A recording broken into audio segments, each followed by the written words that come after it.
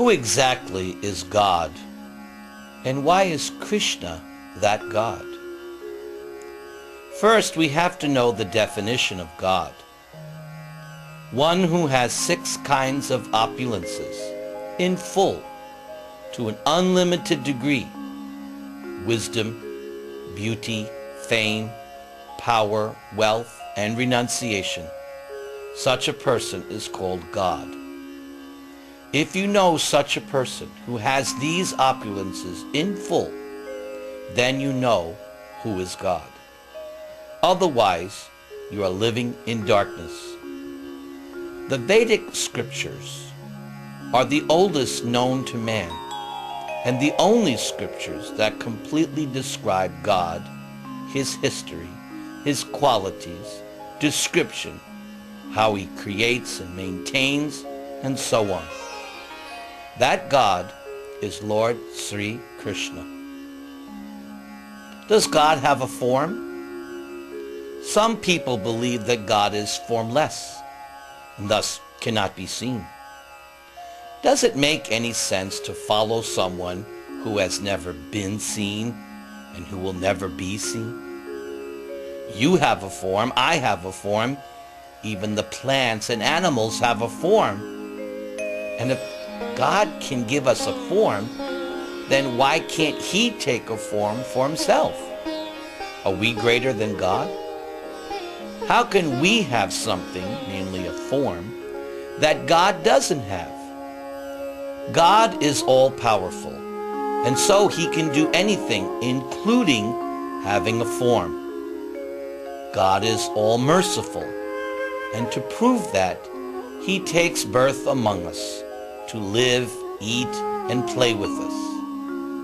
God is all-loving, and to prove that, he satisfies all our desires, including our wish to see him. People say that God is great, but unfortunately they do not know how great God actually is. For instance, Lord Krishna in his Mahavishnu form has millions of universes coming out of his body with every exhalation. And with every inhalation, millions of universes enter back into his body. There are trillions of planets, all with living beings, and the highest planet in the material creation is called Satyaloka, where one single day is 8.64 billion Earth years, and the lifespan of the living beings on Satyaloka is trillions of years. The sun is situated in one place, but the sunshine is distributed everywhere throughout the universe. Similarly, Lord Krishna is situated in one place, but he is also present on each of the trillions of planets. He is present in the heart of every living being as the supersoul, and he is also present within the atom. This is how great God is. So what does God look like? This question can only be answered by the Vedic scriptures. Lord Krishna's original form is just like that of a human being. Even the Christian Bible states that man is made in the image and likeness of God. This means that God is a person with 2 hands, 2 legs, and so on. That person is Lord Krishna. His complexion is dark blue like that of a rain-filled cloud. His eyes are like the lotus petal. He is ever youthful. He's full of bliss, and his beauty excels thousands of cupids. He likes to play the flute. He wears a peacock feather in his crown. He wears the Kaustuba gem around his neck, and he wears yellow garments. The next question is, can God be worshipped in an image form? For millions of years, humans have been worshiping God in an image form. So why is it all of a sudden it's wrong to worship God in an image form? God has been creating humans who worship him in the image form for millions of years. Is God a fool? God created the rules for humans to follow at the time of creation billions of years ago, and not just a few thousand years ago. The Vedic knowledge is passed down from Lord Vishnu, who is an incarnation of Krishna, at the time of creation to Lord Brahma, the first living created being. Then Brahma passed it down to his children, and so on in disciplic succession, down to the most recent prophet of God, namely Srila Prabhupada, the founder Acharya of ISKCON. The Vedic religion is based on unlimited prophets and not just one. God is unlimited and all-powerful, and so he can send unlimited prophets, not just one. It is important to understand that the Vedic scriptures authorize God's image, thus Lord Krishna's deity, to be worshipped, and not just any image. There is only one living being who very strongly declared himself as the Supreme Personality of Godhead, and that person is Lord Krishna. Lord Krishna declared himself as the Supreme Father. Quote, "It should be understood that all species of life, O son of Kunti, are made possible by birth in this material nature, and that I am the seed-giving Father." We find that in the 14th chapter of Bhagavad Gita. Lord Krishna also declared himself as the Supreme Creator. Furthermore, O Arjuna, I am the generating seed of all existence. There is no being moving or unmoving that can exist without me. And that is also in the 10th chapter of Bhagavad Gita. Lord Krishna declared himself as the Supreme Controller. I give heat and I withhold and send forth the rain. That we find in the 9th chapter of Bhagavad Gita. Then he says, with a single fragment of myself I pervade and support this entire universe. That is found in the 10th chapter of Bhagavad Gita. Lord Krishna declared himself as the Supreme Maintainer. I enter into each planet, and by my energy they stay in orbit. That's in the 15th chapter. Lord Krishna is omnipresent, meaning that he is present everywhere. I am the super soul, O Arjuna, seated in the hearts of all living entities. I am the beginning, the middle, and end of all beings. That is found in chapter 10. Lord Krishna is omnipotent, meaning that he is the greatest. There is no truth beyond me. Everything rests upon me as pearls are strung on a thread. That we find in chapter 7. Lord Krishna is omniscient, meaning he knows past, present, and future. O Arjuna, I know everything that has happened in the past, all that is happening at present, and all things that are yet to come. I also know all living entities. And that is in the 7th chapter. Many, many births both you and I have passed. I can remember all of them, but you cannot. That was in chapter 4. Lord Krishna declared himself as the only God.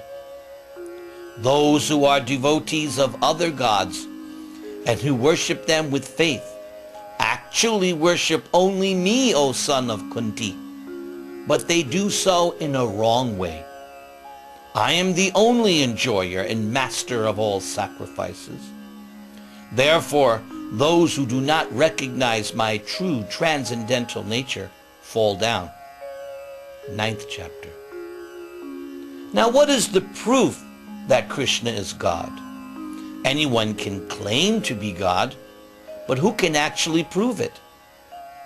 In each incarnation, Lord Krishna proved without a shadow of a doubt that he was God. Full details on all the miracles performed by Lord Krishna can be found in the great book Srimad Bhagavatam. Lord Krishna performed miracles that no other being can perform. For instance, when Lord Krishna was 7 years old, he lifted a mountain 26 miles in perimeter and held it in his one hand for 7 days. And this was witnessed by tens of thousands of people who were standing underneath the mountain, known as Govardhan. Lord Krishna expanded his body into 16,108 forms, which means he duplicated his body into 16,108 identical bodily forms. Lord Krishna, in his Ram incarnation, built a bridge between India and Sri Lanka by making stones float on the sea. Recently, NASA has satellite images of this bridge built by Lord Ram around 2 million years ago. Lord Krishna showed within his mouth the cosmic creation with unlimited planets. Many atheists tried to kill Lord Krishna, but Lord Krishna very easily defeated them and also gave them on-the-spot liberation. Lord Krishna is most merciful. He gives liberation even to those who try to kill him. The Lord can give on-the-spot liberation. One does not need to wait for the quote-unquote day of judgment. Lord Krishna brought back to life many dead people, including the 6 children of Devaki, his brothers. Lord Krishna cured diseased people, including transforming a hunchback woman into a most beautiful woman in return for her simply offering sandalwood pulp to him. Lord Krishna destroyed all the wicked kings who were tormenting and harassing the public. People were saved in this very life. Now we should hear some of Lord Krishna's references. The Vedic scriptures are the only scriptures that have existed since the beginning of time, and thus they are eternal and the absolute truth. There is no higher authority than that of the Vedic scriptures. Lord Brahma, the first created living being, states in his Brahma Samhita, Krishna, who was known as Govinda, is the supreme Godhead. He has an eternal, blissful spiritual body. He is the origin of all, and he has no origin. He is the prime cause of all causes. Lord Shiva, in the Gita Mahatmya, states, only one God, Krishna, the son of Devaki. In the Padma Purana it is stated, by scrutinizingly reviewing all the revealed scriptures and judging them again and again, it is now concluded that Lord Narayan is the supreme absolute truth, and thus he alone should be worshipped. In the Skanda Purana it states, in the material world, which is full of darkness and dangers, combined with birth and death, and full of different anxieties, the only way to get out of this great entanglement is to accept loving transcendental devotional service to Lord Vasudeva. The position of Krishna as God is confirmed by great personalities like Narada, Asita, Devala, Parashara, Lord Brahma, and Lord Shiva. The conclusion? Everyone is looking for God. Well, here is that very person, God himself, Lord Krishna. Since you do not know anyone else with the details and proof just mentioned, you should just surrender unto Krishna. That is, if you want to escape from the pangs of material life, namely birth, old age, disease, and death. Om Tat Sat. Hare Krishna, Krishna Krishna Hare Hare, Hare Rama, Rama Rama, Hare Hare.